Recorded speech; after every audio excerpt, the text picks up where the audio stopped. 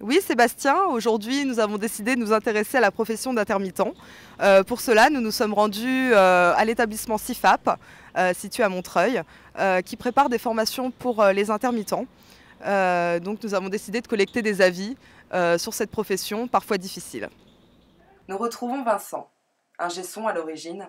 Il souhaite poursuivre dans le journalisme en réalisant ses propres reportages. Quand une passion devient profession, il nous raconte. J'ai un peu travaillé à l'étranger et puis de retour en France l'été dernier, j'ai eu un mal de chien à enchaîner les piges, les tournages, les trucs comme ça. Du coup, sous l'appui de mon frère et de mes proches journalistes, ils m'ont conseillé que je développe plutôt la technique orientée vers le journalisme. Et donc du coup, j'ai commencé cette formation de journaliste reporter d'images.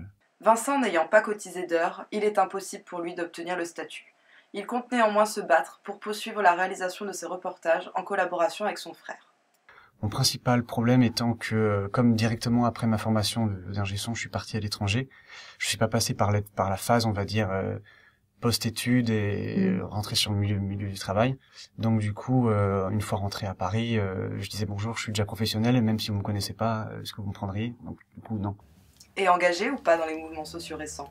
Des mouvements sociaux intermittents, non. Après, certains mouvements axés sur la précarité en général, oui.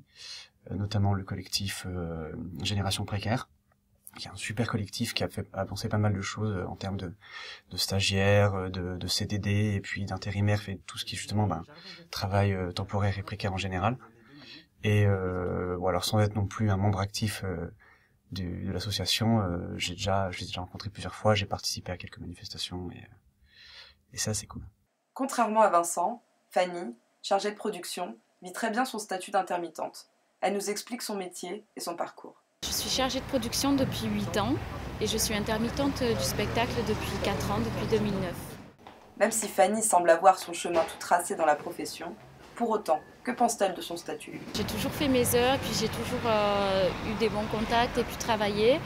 Aujourd'hui, à la sortie de cette formation en tant que JRI, je ne sais pas comment ça va se passer. Donc on verra, mais en tous les cas, c'est sûr que l'intermittence m'a permis à certains moments où il y avait un petit peu de creux, de pouvoir continuer à faire ce métier. Comme vous avez pu le voir, le statut d'intermittent reste assez controversé. Pour certains, la réussite, pour d'autres, la galère.